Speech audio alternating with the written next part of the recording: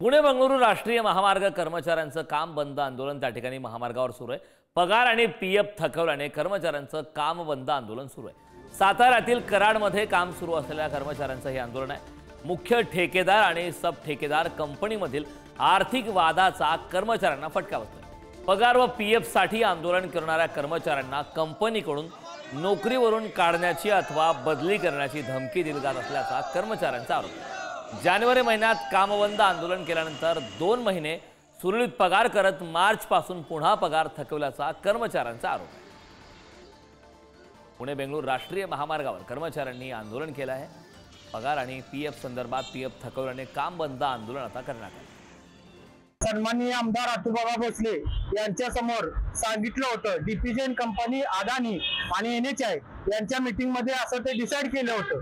त्यानंतर 2 महिन्याचा पगार रेग्युलर झाला।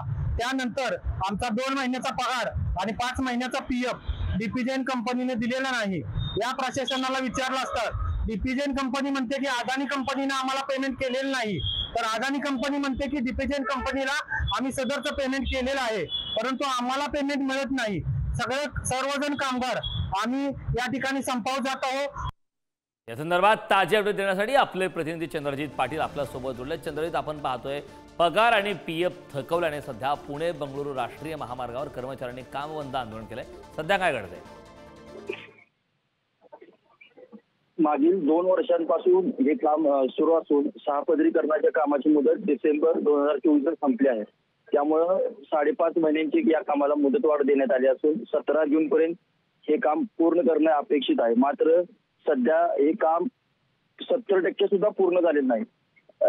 त्यामुळे 1.5 महिन्यात हे काम कसं पूर्ण होणार हा प्रश्नचिन्ह असताना कर्मचाऱ्यांचे पगार पीएफ हे दिले जात नसल्याचे पुन्हा एकदा समोर आले। यापूर्वी अनेकदा कर्मचाऱ्यांनी आंदोलन केलंय पगाराच्या विषयावर, मात्र त्यानंतरही कंपनीकडून कोणतीही सुधारणा होत नसल्यानं आता कर्मचारी कोणत्याही परिस्थितीत पगार मिळाल्याशिवाय काम सुरू करणार नसल्याचा दाव्यावर ठाम आहेत।